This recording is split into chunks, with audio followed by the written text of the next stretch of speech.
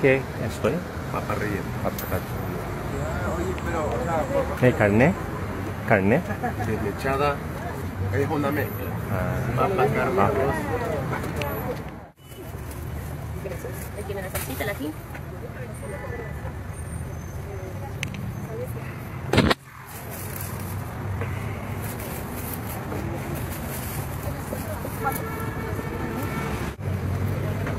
Wala siyang malaking kwek-kwek.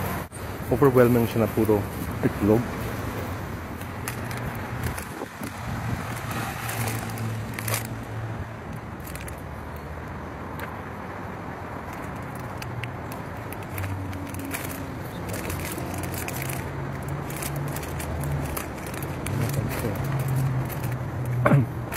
Guys, nandito na tayo sa Mirador de la Guapullo.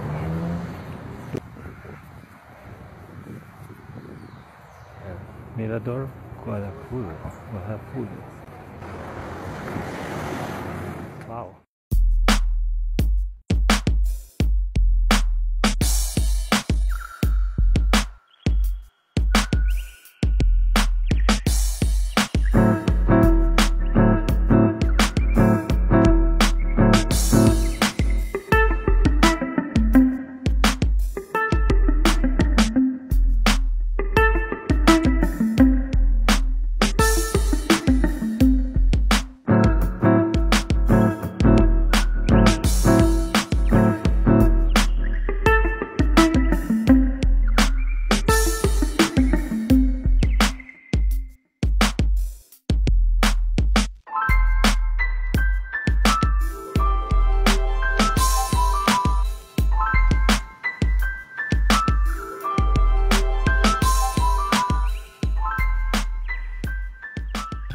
Hi guys, nandito tayo ngayon sa Mirador viewpoint ng I forgot the name, Guapullo, something like that. And nandito tayo sa viewpoint ng Quito, Ecuador. So, pakita ko lang sa inyo yung view ng Belize. Yan, yun yung view na makikita nyo. Ngayon, kapag zoom natin ng konti, makikita nyo doon yung parang church. Yan doon. Yan o. May parang simbahan doon, tapos sa taas yung bundok, nasa tuktok nakatira yung mga tao kasi may mga bahay doon, kasa. Diba ang ganda?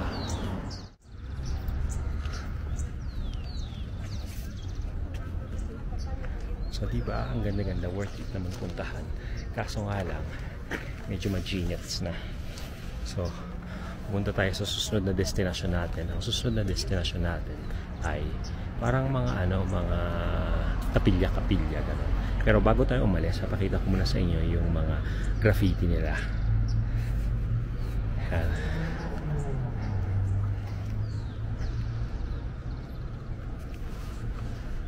May graffiti siya dyan, oh.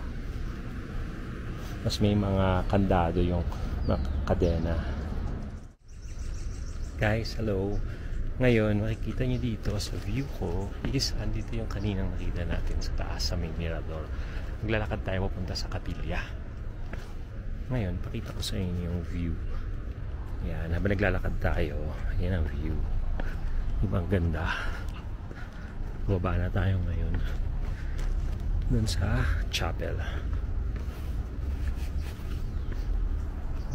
Ganda, oh.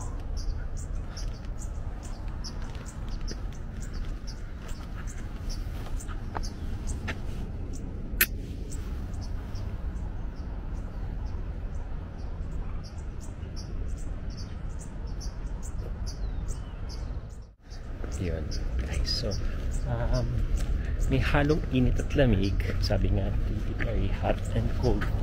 Ito cold. So, tanggalin ko naman yung jacket ko. So wait, bye-bye.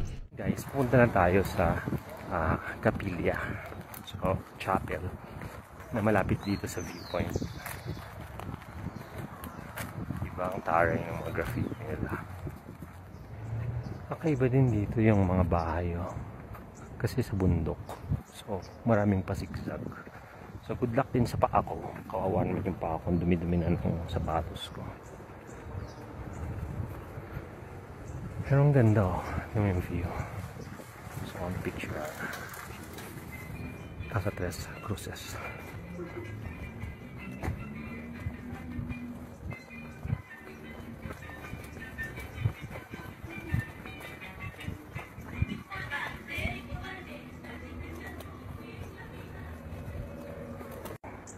Yung baluster niya, ang ganda. Simple lang pero ganda.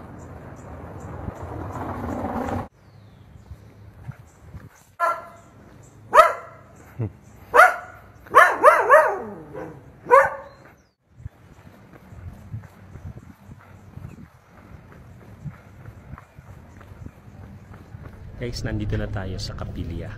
Nandito na tayo sa Guapulo Colonial Church and Convent. So check natin. Ito siya.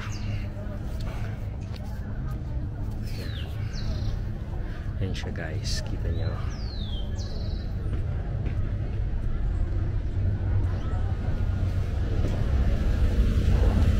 Ngayon, habang pupunta tayo, kwento ko lang, maganda yung mga architecture dito, parang makalumang Spanish colonial.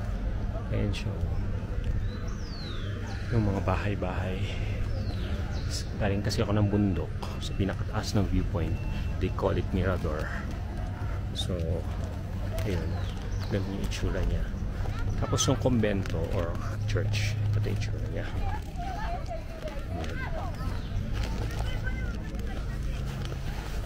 Kumbento Franciscano, maraming Franciscan church dito, no? Tingnan mo. Tapos ayan yung church. So lapit tayo ng konti. May mga tao na mga estudyante. Yan, siya ay si Cisco de Orellano. Ayan siya. Yan.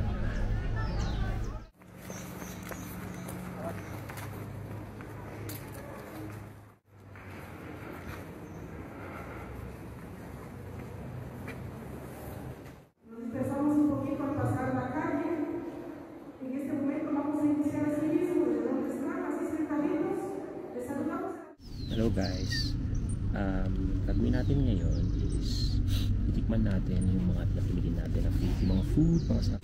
So natin natin ito, mga pares, chocolate, ito, el golpe, chifles, parang bacon. Ito yata yung tozenetas spread, parang banana chips. So itong chips, siguro ang rating ko dito 7 out of 10. Pero mas gusto ko itong popcorn, 8 out of 10. Ayun, mas masarap yung mga pagkain sa Bolivia.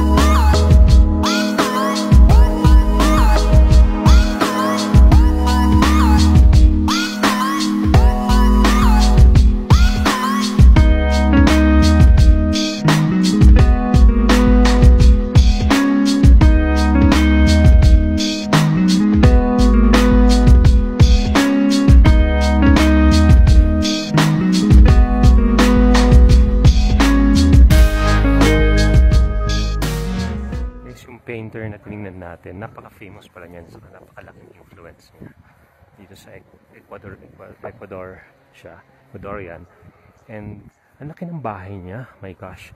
Tapos yun ang ginawa niyang parang lugar na ginawa niyang museum, lahat ng na-curate yung art. Mas ang ganda ng mga painting niya, mostly mga mga parang contemporary art siya, pero ang galing ng genius talaga yung utak niya. Muna tayo sa Capilla de Hombres. I don't know what to expect. Ang ganda nito. Tingnan mo. Look at that. How beautiful is it? Wala siyang anime. No? Oh my God, ang ganda talaga ng pagkagawa niya ng mga art. Oh? Ito yung fire Quito na sinasabi nila. Depende sa mood niya kung ano yung mood niya that time. Pipaint niya for Quito. Baka ito yung fire Quito. Or ito yung red Quito. Wow, ang ganda. El Guitarra. Kasi yan lang yung piniplay niyang instrument.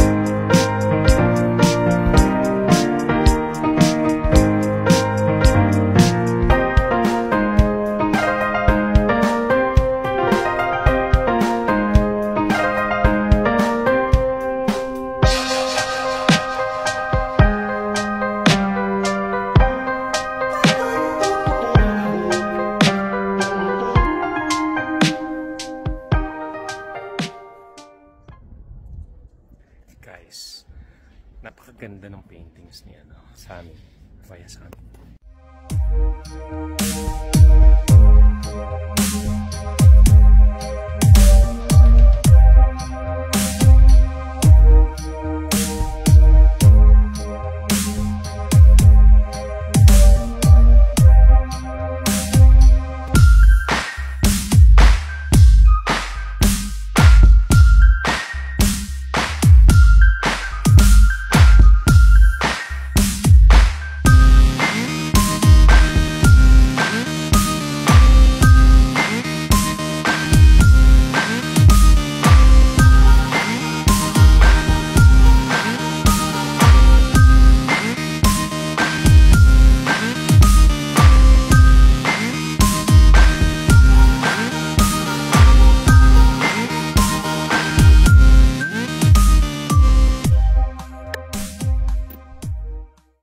Ito yung favorite ko sa lahat.